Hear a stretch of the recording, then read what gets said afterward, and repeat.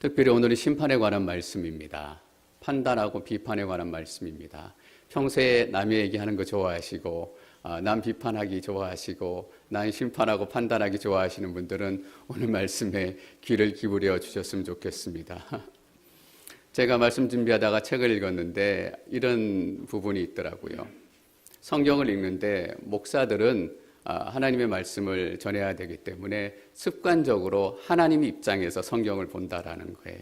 그리고 성도님들은 말씀을 받는 입장에서 성경을 읽게 되는데 하나님의 말씀을 대안하기 때문에 일부분 불가피한 면도 있을 거예요. 근데 자칫하다가는 목사들이 하나님 입장에서 계속 말씀을 읽고 묵상하다가 마치 본인이 하나님이 된 것처럼 늘 심판하는 자처럼 그렇게 살아갈 때가 있어요. 그러고 보니까 오늘 이 말씀은 또 제게 주신 말씀이더라고요. 근데 남을 심판하고 비판하는 것이 어느 일부분의 사람들의 이야기고 목사만의 이야기인가? 그렇지 않아요. 우리가 너무 쉽게 행할 수 있고 우리 본성 가운데 그런 깊은 죄들이 들어와 있어요. 우리는 다 우리가 옳다고 생각하고 우리가 늘 좋은 일을 하고 바른 길을 간다라고 생각할 때가 많습니다. 그렇기 때문에 억울하다라는 마음이 은근히 우리 안에 들어와 있어요. 우리가 늘 희생당하고 우리가 늘 괴롭힘 당한다라는 생각들이 들어와 있어요. 아담과 하와가 선악과를 따먹었습니다. 하나님께서 아담에게 가서 너 왜 선악과를 따먹었느냐라고 얘기하니까 저 여자 때문에 따먹었습니다라고 얘기해요. 본인이 잘못했다라고 얘기하는 것이 아니라 여자 잘못 만나서 신세 망쳤어요. 이 얘기예요. 그때 듣고 있었던 하와는 어땠을까요? 남편이란 사람이 이럴 때 나 좀 보호해 주지. 내가 결혼 잘못해가지고 신세 다 망치는구나. 내가 늘 옳다라고 생각하고 있기 때문에 늘 다른 사람들을 비판하는 게 너무 쉽고 다른 사람들을 정죄하는 게 너무 쉽고 다른 사람들을 심판하는 게 습관처럼 돼 있어요. 그러고 보면 오늘 이 말씀은 우리에게 동일하게 다 주시는 말씀이에요. 근데 오늘 나누고 싶은 핵심 내용은 뭐냐면 하나님께서 다른 사람들에 대해서 얘기하고 비판하고 정죄하고 심판하는 것을 얼마나 싫어하시는지 우리가 깨달아야 해요. 하나님께서는 그것을 죄라고 생각하시는 거예요. 7장 1절과 2절 말씀 저희 성경을 열어서 한번 같이 읽겠습니다. 시작. 너희가 심판받지 않으려거든 심판하지 말라. 너희가 심판하는 그 심판으로 심판을 받을 것이며 너희가 저울질하는 그 저울질로 너희가 저울질 당할 것이다. 첫 번째 우리가 주목해야 되는 부분은 바로 이 부분입니다. 심판을 받는다라는 거예요. 심판받지 않으려거든. 그리고 그 심판으로 심판을 받고 그 저울질로 저울질을 당한다라는 거예요. 우리가 다른 사람들 시히 비판하고 정죄하고 판단하면 다른 사람들도 우리에게 그렇게 대해요. 우리를 심판하고 정죄하고 쉽게 비판해요. 첫 번째 의미는 그런 의미가 물론 들어가 있습니다. 두 번째 더 깊은 의미가 있어요. 심판한다라는 심판을 받는다라는 의미는 하나님께서 심판하신다라는 거예요. 하나님께서 비판하시고 하나님께서 여러분들을 정죄하신다라는 것입니다. 여러분 다른 사람을 심판하고 비판하는 게 얼마나 큰 죄이길래 하나님께서 그것 때문에 우리를 심판하고 이 심판하다라는 말을 다른 번역에선 비판하다라는 번역을 해요. 이런 얘기가 되는 거죠. 하나님께서 우리를 비판하신다라는 거예요. 하나님께서 우리를 정죄하신다라는 이야기입니다. 얼마나 이것을 싫어하시길래. 여기서 심판한다라는 것은 히브리어로 얘기하면 샤파트라는 단어입니다. 이 샤파트라는 단어는 어디 쓰이냐? 여러분 잘 아시는 구약의 사사기에 많이 쓰이는 단어입니다. 샤파트라는 단어는 심판하다, 판단하다, 통치하다, 다스린다, 구원한다 이런 의미를 가지고 있어요. 그 사사들이 사서로 활동해서 그 백성들을 다스리고 그 백성들을 통치했다라고 얘기할 때 샤파트라는 단어를 씁니다. 근데 사사기 기자가 재밌게 이 사사기를 구성을 했습니다.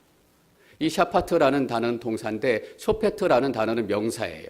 사사가 다스리다 통치하다 이런 표현은 계속 나오는데 쇼페트, 사사, 명칭으로 사사, 재판관 이렇게 부르는 것은 딱 한 번 나와요. 어디에 나오냐면 사사기 11장 27절에 나옵니다. 성경 가지고 계신 분들 한번 열어셔서 보시면 좋겠습니다. 함께 읽도록 하겠습니다. 사사기 11장 27절 시작. 내가 당신에게 잘못한 것이 없는데 당신은 나와 전쟁을 일으키며 내게 해를 주고 있어. 심판자인 여호와께서 오늘 이스라엘 자손과 암몬 족속 가운데 누구를 심판하시는지 지켜봅시다. 입다라는 사사 때 이야기입니다. 입다가 통치하고 다스릴 때 암몬에서 쳐들어왔습니다. 그래서 암몬 왕하고 입다의 신하하고 만나서 얘기하는 거예요. 왜 우리나라를 쳐들어오려고 하느냐라고 얘기하는 중에 이렇게 얘기하는 거죠. 내가 당신에게 잘못한 것이 없는데 당신은 나와 전쟁을 일으키고 내게 해를 주고 있어. 심판자이신 여호와께서. 이 심판자라는 말이 사사, 쇼페트라는 말이에요. 이 심판자라고 부르는 이 단어 표현이 사사기에 딱 한 번 여기 나와요. 여러분, 사사기 저자가 왜 이렇게 기록했는지 사사기 저자의 마음을 우리가 알아야 돼요. 왜 하나님 앞에만 심판자, 사사, 통치자라는 말을 붙였을까? 삼손 앞에도, 기드온 앞에도, 드보라 앞에도 사사로 다스렸다라는 표현을 쓰지만 사사 드보라, 사사 기드온, 사사 삼손 이런 표현 안 써요. 여러분, 왜일까요? 진정한 사사는 하나님 한 분밖에 계시지 않기 때문이에요. 사사기에서 사사기 저자가 우리에게 주려고 하는 메시지가 그거예요. 많은 사사들의 활약상, 많은 사사들의 기적, 이 이야기가 아니라 오직 우리에게는 한 분의 통치자밖에 없다. 한 분의 하나님밖에 없다. 한 분의 사사, 한 분의 재판관, 한 분의 심판하시는 분밖에 없다라는 것을 단언적으로 선언하기 위한 거예요. 여러분, 우리 하나님은 한 분밖에 안 계십니다. 우리의 심판자는 한 분밖에 안 계세요. 사사기에는 이런 표현 두 번이나 나오잖아요. 왕이 없으므로 자기 소견에 오른 대로 행동했다. 이스라엘 백성들이 왕이 없는 줄 몰랐을까요? 하나님이 그들이 왕인 줄 몰랐을까요? 아니에요. 매일 듣고 배우고 경험한 게 하나님은 왕이다라는 거예요. 왕이 없으므로 이것은 어떤 의미냐면 왕이 없는 것처럼 살았다라는 의미입니다. 하나님이 왕으로 계시지만 왕이 없는 것처럼 사는 게 편하니까. 뭐가 편합니까? 그래야 내 소견대로 할 수 있기 때문이에요. 여러분, 여기 보세요. 7장 1절. 너희가 심판받지 않으려거든 심판하지 말라. 심판하는 사람들의 마음속에는 어떤 마음이 있냐면 내가 쇼페트가 되고 싶다. 사사가 되고 싶고 통치자가 되고 싶고 심판하는 자가 되고 싶고 구원하는 사람이 되고 싶다. 그래서 사람들은 내가 내 인생 구원할 수 있는 것처럼 열심히 하면 잘 살아지겠지. 열심히 하면 성공하겠지. 잘 살고 성공할지 모르겠어요. 근데 열심히 산다고 구원을 얻지 못해요. 내가 통치자가 되고 싶고 왕이 되고 싶고 쉽게 말하면 내가 하나님 되고 싶은 거예요. 내가 하나님처럼 통치하고 싶고 다스리고 싶고 결정하고 싶은 겁니다. 다른 사람들에 대해서 어떤 얘기하고 정죄하고 심판하고 이 마음에는 내가 쇼페트가 되고 싶다. 은근히 하나님이 되고 싶다라는 말이 있어요. 왜 하나님께서 이 마음들을 심판하고 죄로 다스릴까? 간단하잖아요. 내 앞에 다른 우상을 두지 말라.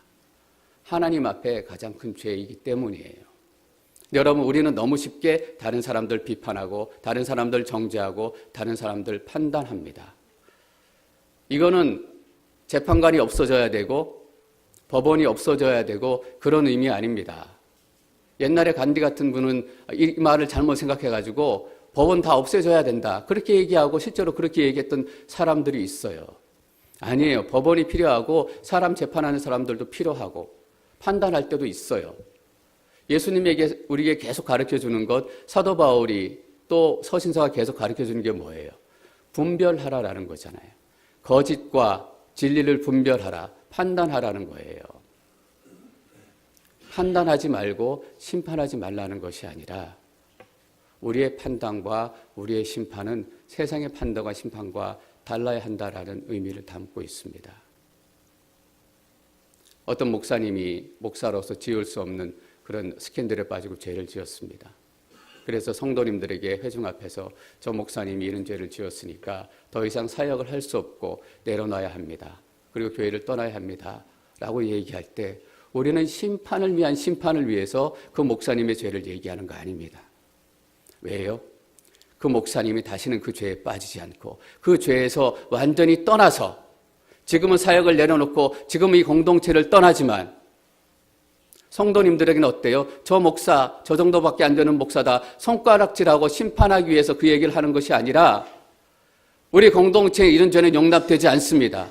우리 공동체를 하나님께서 사랑하시고 지키십니다. 그리고 저분을 위해서도 우리가 기도해야 됩니다. 라는, 우리는 심판 중에서도 회복을 생각하는 사람들이에요. 심판 중에서도 사랑을 목표로 하는 사람들이에요. 제가 이전에 읽었던 얇은 책 중에 Beyond Forgiveness라는 책이 기억이 났어요. 그 책의 이야기가 그거예요. 한 목사님이 성범죄를 저질러가지고 공동체에서 쫓겨나는 거예요. 회개하고 성도님들도 용서하고. 근데 제목이 Beyond Forgiveness예요. 여러분, 우리가 꿈꾸는 건 뭐냐면 단순히 심판하고 죄를 지적하는 것이 아니라, 단순히 용서하고 그것을 끝내는 것이 아니라 Beyond Forgiveness, 용서를 넘어가지고 하나님께서 행하실 회복과 소망과 기쁨의 그때를 바라보는 거예요. 근데 우리가 그런 마음으로 비판하고 그런 마음으로 심판하고 그런 마음으로 정죄합니까? 아니다라는 것에 문제가 있어요.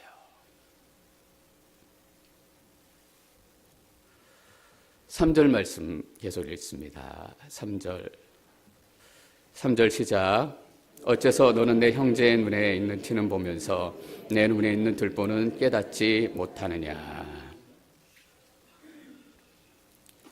내 눈에 있는 들보를 왜 깨닫지 못할까? 여러분들 생각해 보셨습니까? 원래부터 깨닫고 싶은 마음이 없었습니다. 원래부터 보고 싶은 마음이 없었습니다. 원래부터 하나님이 없는 것처럼 살고 싶었습니다. 그리고 눈에 들보가 씌워지고 우리 인생 앞에 들보가 씌워지면 제대로 보지 못해요. 우리의 귀에 똥이 가득 차면 제대로 들리지가 않아요. 하나님의 말씀이 이 시간에도 선포되고 있습니다. 제가 어떻게 하면 잘 전달할까 늘 기도하고 준비하지만 인간적인 한계로 하나님의 말씀을 말씀대로 전하지 못할 때가 너무나 많습니다. 그러나 잘됐든 못했던 이 시간을 통해서 성령의 메시지, 하나님의 마음이 전해지고 선포된다라고 믿습니다. 우리 눈앞에 우리 마음에 들보가 있으면 그 말씀이 들리지 않기 시작합니다. 그 말씀이 보이지 않기 시작합니다. 그리고 다른 사람들에 있는 티만 보이기 시작해요. 저는 제 키우면서 이런 얘기 종종 들었어요. 이 친구 걔는 왜 그러냐? 이 친구 걔는 왜 그러냐? 그러면 우리 딸애가 저한테 했던 말 이거예요. 아빠는 왜 이렇게 저지멘탈해? 여기 계신 부모님들 아마 그 얘기 다 들으셨을걸요? 여러분, 은혜가 사라지면, 눈물이 사라지면 저지멘탈해져요. 제가 어떨 때 목사하는 게 싫을 때가 있어요. 은혜가 사라지고 눈물이 사라지면 자꾸 성도님들을 심판하고 성도님들을 정죄하고 성도님들을 판단하게 돼요. 여러분, 판단하는 저도 괴로워요. 심판하고 정죄하는 제 마음도 괴로워요. 근데 제 마음이 어떤 마음이 드냐면 내가 목사 안 했으면 심판하고 판단하지 않아도 될 텐데 저분에게 왜 내가 나쁜 마음을 품어야 될까? 내가 목사 안 했으면 그냥 저분 좋은 분이구나 그냥 지나갈 수 있었을 텐데. 은혜가 사라지고 감동이 사라지고 눈물이 사라지면 그 삶 안에 있는 티가 먼저 보이기 시작한 거예요. 그래서 그들의 아픔의 눈물의 소리도 들리지 않고 그들이 쓰러져 있는 삶의 모습도 보이지 않고 보아야 될 것들을 보지 못하고 보지 않아야 될 것들을 보게 되는 그런 일들이 나타나는 거예요. 어째서 너는 내 형제의 눈에 있는 티는 보면서 내 눈에 있는 들보는 깨닫지 못하느냐. 여러분 삶 안에 있는 들보는 무엇입니까? 제가 단도직입적으로 여러분들에게 질문을 던지고 싶습니다. 무엇 때문에 여러분들은 하나님의 말씀을 말씀으로 듣지 못하고 무엇 때문에 여러분들은 하나님의 사람의 아픔과 눈물을 눈물로 받아들이지 못하고 있습니까?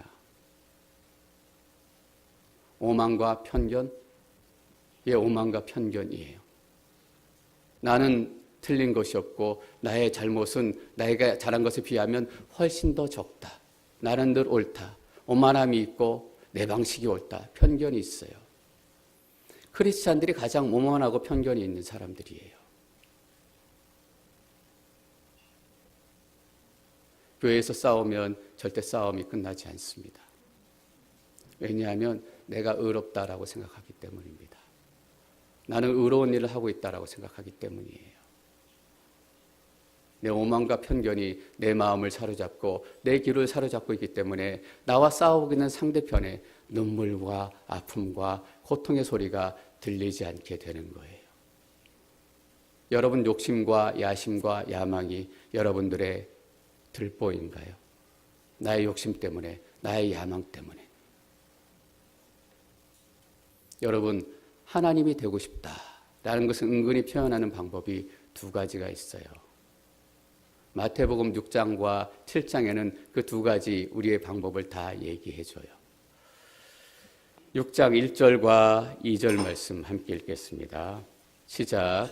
너희는 사람들에게 보이려고 의를 행하지 않도록 조심하라.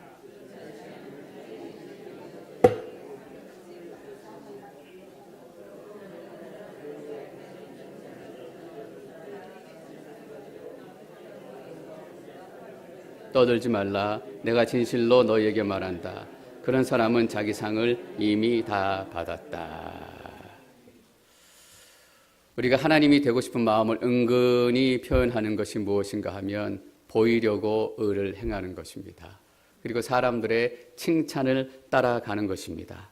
좋은 일 하고 나팔 불고 떠들어서 사람들이 봐주기를 원하는 거예요. 그래서 당신 대단하다, 당신 괜찮다, 당신 정말 쓸만한 크리스찬이다 라고 나를 드러내는 거예요. 내가 그 자리에 서고 싶어 하는 거예요. 보세요. 뭐라고 너희 아버지께 상을 받지 못할 것이다. 상 받지 못해요. 우상 숭배하고 있는 사람에게 어떻게 하나님께 상을 주겠어요? 너희는 이미 상을 다 받았다. 사람들에게 상을 다 받았고 우상 숭배에게 하나님께 줄 상은 없다라는 거예요.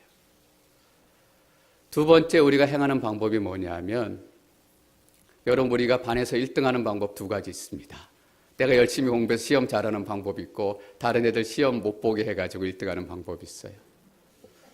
나를 드러내는 방법은 다른 사람들의 허물을 드러내는 거예요. 다른 사람들의 티를 드러내는 거예요. 4절 말씀 함께 읽습니다. 4절 시작.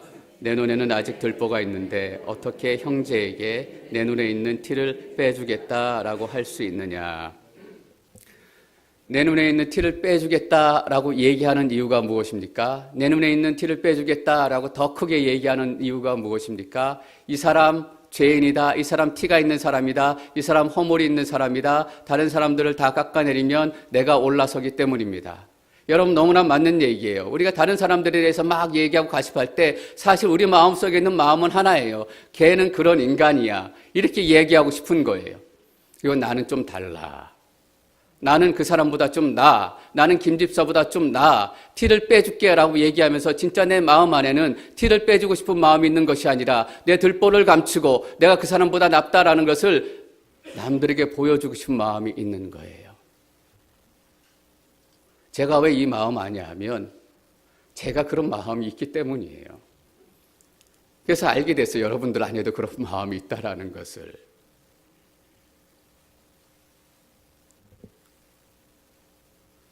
그래서 하나님께서는 다른 사람들에 대해서 얘기하고 다른 사람들에 대해서 비판하고 다른 사람들에 대해서 심판하는 것을 죄로 다루신다라고 얘기하십니다. 전 여러분들 안에 있는 들보가 다 무너지기를 축원합니다. 여러분 놀라지 마십시오. 우리의 자녀들도 우리의 들보가 될 수 있습니다. 그렇게 성격이 좋은 분들도 애들 문제만 생기면 눈에 불을 켜고 달려드시는 분들 너무나 많아요. 애들 문제라면 내가 다 포기할 수 있다. 여러분 맞아요. 부모는 자녀들 문제라면 다 포기할 수 있고 또 다 포기해야 그것이 진짜 부모입니다. 근데 절반은 또 틀립니다. 다 포기해도 우리는 하나님을 포기할 수 없는 사람들입니다. 하나님을 포기해서도 안 되는 사람입니다. 5절 말씀 계속 읽겠습니다. 시작. 이 위선자야 먼저 내 눈에서 들보를 빼내어라. 그런 후에야 내가 정확히 보고 형제의 눈 속에 있는 티를 빼낼 수 있을 것이다. 이 위선자야라고 예수님께서 이 말씀 전하실 때 소리를 높이고 목청을 높여서 부르시지 않았겠습니까? 이 위선자야라는 부름은 예수님께서 바리새인들과 율법학자들을 부르셨던 부름이에요. 근데 이 본문에서는 바리새인들과 율법학자들에게 얘기하는 것 같지 않아요. 이 설교를 듣고 이 말씀을 듣는 제자들과 예수님을 따르는 사람들을 향해서 예수님이 외치는 것 같아요. 이 위선자야. 여러분, 우리가 하나님의 말씀을 알면 알수록, 교회를 오래 다니면 오래 다닐수록, 그러나 은혜가 사라지고 눈물이 사라지면 심판만 남는 거 아세요? 목사도 마찬가지예요. 은혜가 사라지고 눈물이 사라지면 심판만 남는 것처럼 우리 신앙생활에서도 은혜가 사라지고 눈물이 사라지면 심판만 남아요. 저지멘탈만 남는다고요. 오래 다니면 오래 다닐수록 그런 가능성이 높아지는 거예요.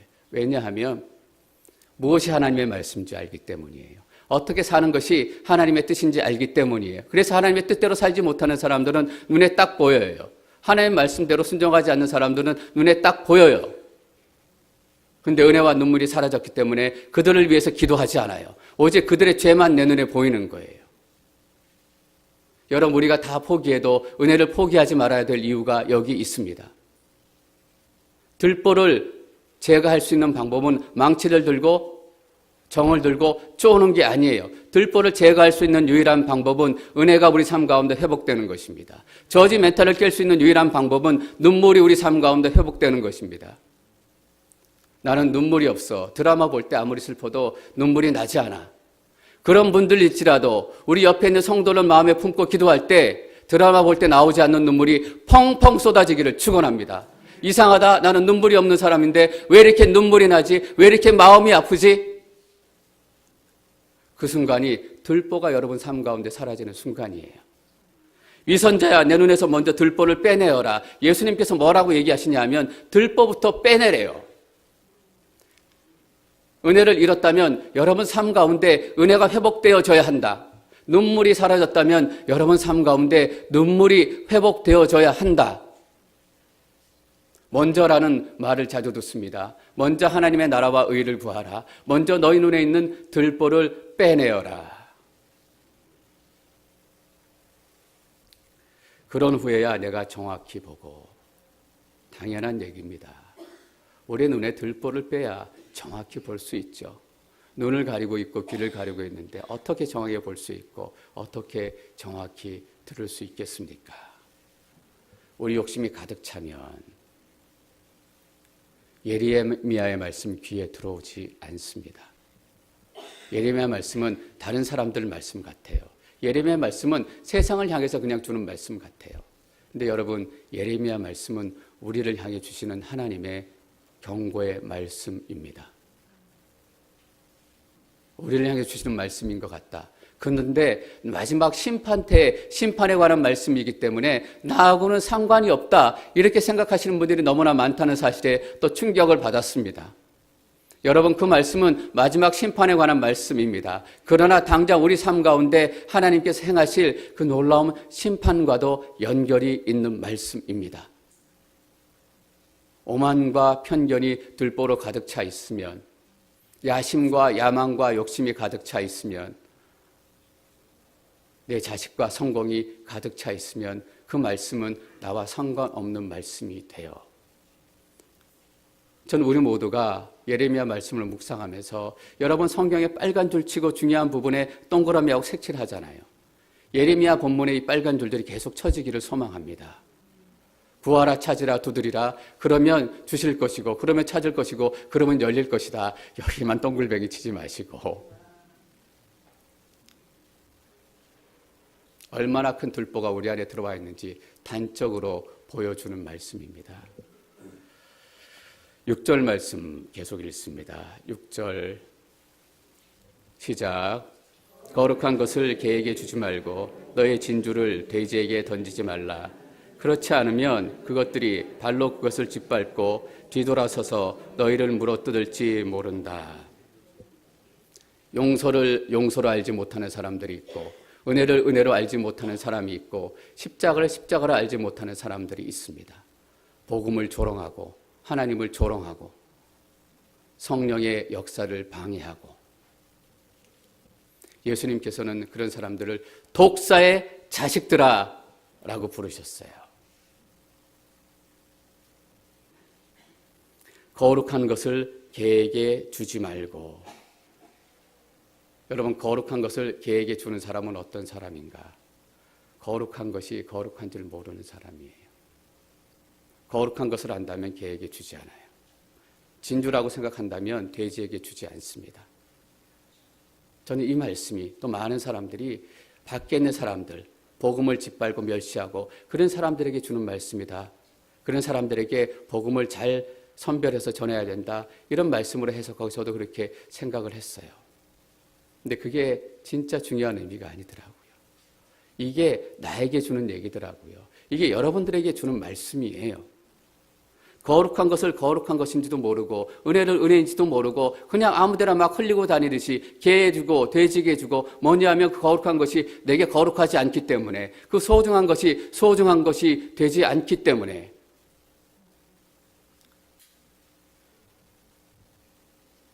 제가 개 같은 목사가 될 수 있다라는 얘기입니다. 하나님의 말씀을 말씀으로 받지 않고 하나님의 은혜를 은혜로 기억하지 못하고 저지멘탈한 목사라 남는다면 여러분들이 돼지와 같은 크리스찬이 될 수 있다라는 거예요. 여러분 듣기만 해도 끔찍한 얘기 아니에요. 개 목사, 돼지 크리스찬. 일부 예배 때 개 같은 목사 얘기하니까 성도님도 웃으시더라고요. 욕 아닙니다. 욕을 하는 거 아니고 개와 같이 하나님이 어떤 분인지도 모르고 하나님의 뜻이 어떤 것인지도 모르고 하나님의 나라가 어떤 것인지도 모르고 여러분 산상수훈의 가장 중심에 예수님이 가르쳐 주신 기도 주기도문이 있는지 우리는 그 비밀 다시 한번 깨달아야 돼요. 하나님의 이름이 거룩히 여김을 받으시오며 진정으로 이렇게 기도하는 사람은 이 거룩함을 개에게 주지 않아요. 근데 우리는 어떻게 신앙생활 하는 줄 아세요? 이걸 개에게 주는 것처럼 값어치 없는 것처럼 생각하고 산다고요. 하나님이 지금 진주를 돼지에게 주고 뿌리며 살아요. 왜냐하면 우리가 진주처럼 생각하고 있지 않기 때문이에요. 얼마나 두렵고 놀라운 말씀이에요. 우리에게 주시는 경고의 말씀인 거예요. 너희가 그것을 개같이 생각하고 돼지같이 생각하는데 누가 이 교회를 거룩한 하나님의 전이라고 생각하겠느냐? 누가 목사를 거룩한 하나님의 종으로 생각하겠느냐? 누가 크리스찬을 그리스도의 사람으로 생각하겠느냐? 니들이 하는 건 오직 저지 멘탈. 하나님의 뜻이 이거니까 그것과 틀리다라고 판단하는 것, 기도하지 않고 눈물 흘리지 않고 궁일해하지 않고 아파하지 않고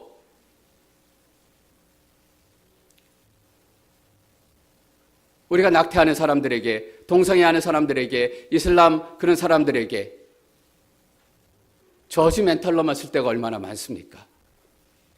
그들의 아픔과 그들의 고민, 그 가족들이 당하고 있는 부모님들의 아픔, 낙태 하나님께서 기뻐하지 않는 거예요. 그런데 어떤 사람들은 정말 어려운 환경 가운데서, 고통 가운데서, 절망 가운데서 그렇게 하지 않았으면 안 될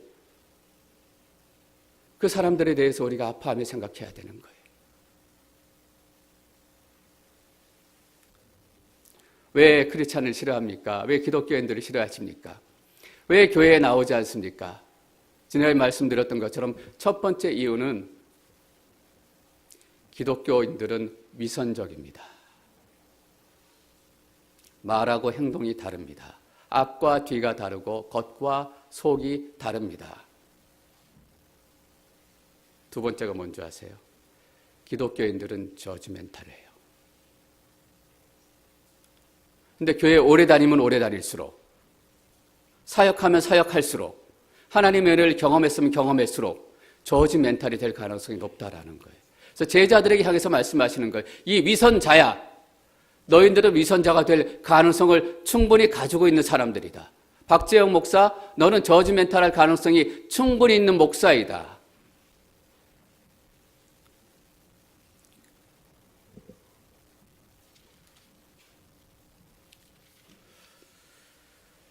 (7절) 8절 말씀 계속 읽겠습니다. 7절과 8절 함께 읽습니다. 시작. 구하라 그러면 너희에게 주실 것이다. 찾으라 그러면 너희가 찾을 것이다. 문을 두드리라 그러면 너희에게 문이 열릴 것이다. 구하는 사람마다 받을 것이며 찾는 사람이 찾을 것이며 두드리는 사람에게 문이 열릴 것이다. 왜 예수님께서 이 얘기하십니까? 구하라 라고 얘기하시는 것입니다. 너희가 멈추지 말고 기도하고 하나님 앞에 구해야 된다라고 말씀하시고 강조하시는 거예요. 왜? 9절, 10절, 11절 말씀입니다. 9절부터 함께 읽겠습니다. 시작. 너희 가운데 자녀가 빵을 달라고 하는데 돌을 줄 사람이 있겠느냐? 자녀가 생선을 달라고 하는데 뱀을 주겠느냐? 너희가 악할지라도 자녀에게는 좋은 것을 줄 줄 아는데 하물며 하늘에 계신 너희 아버지께서 구하는 사람에게 좋은 것을 주시지 않겠느냐? 이런 하나님이시니까 악한 아버지라도 좋은 것을 줄 줄 알거든. 이 땅에 있는 아버지와 하늘 아버지는 다르다라고 얘기했습니다. 어느 정도 다르다고요? 차원이 다르고 수준이 다르고 레벨가 달라요.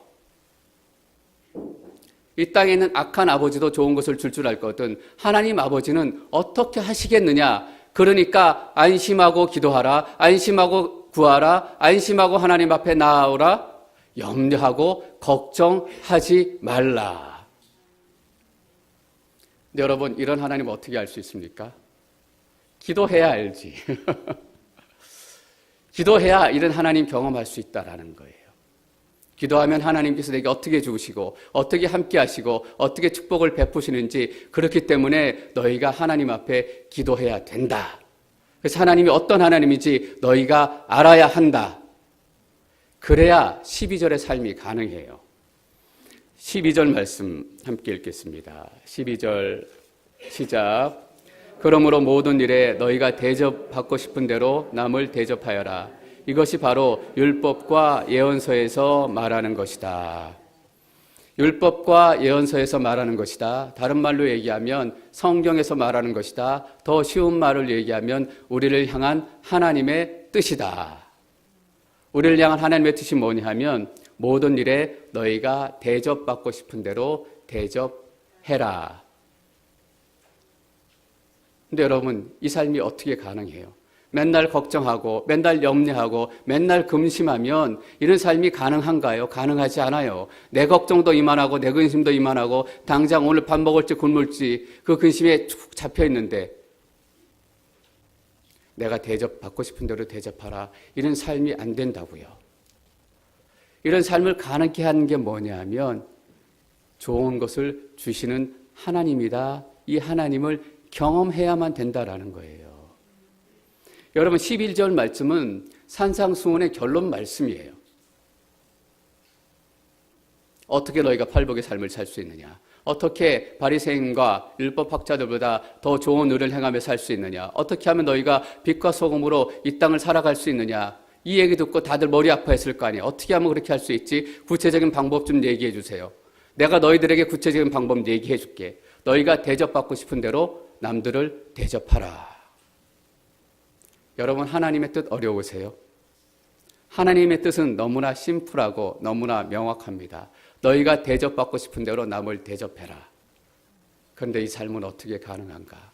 내게 좋은 것을 주시는 하나님에 대한 신뢰가 있지 않으면 이런 삶을 살기가 불가능하다라는 거예요. 여러분, 그래 다시 한번 강조할게요.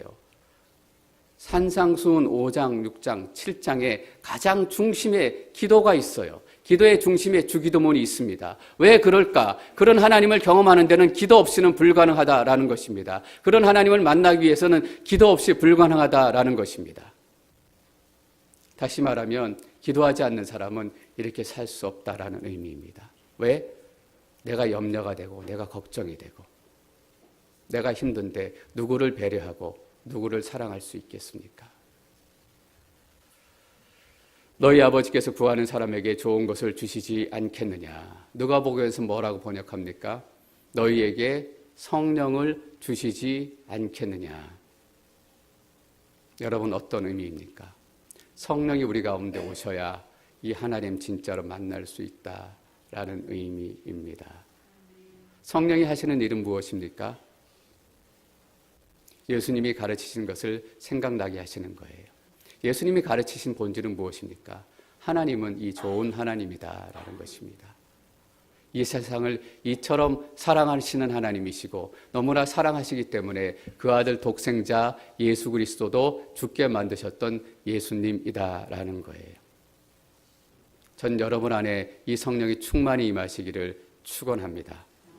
여러분, 하나님의 뜻 모르겠다, 하나님의 뜻 알고 싶습니다, 더 이상 쫄르지 마세요. 하나님의 뜻은 너무나 명확해요. 대접받고 싶은 대로 대접해라. 사실 앞에 하나 더 넣어야 돼요. 하나님의 사람으로 너희가 대접받고 싶은 대로 너희가 대접해라.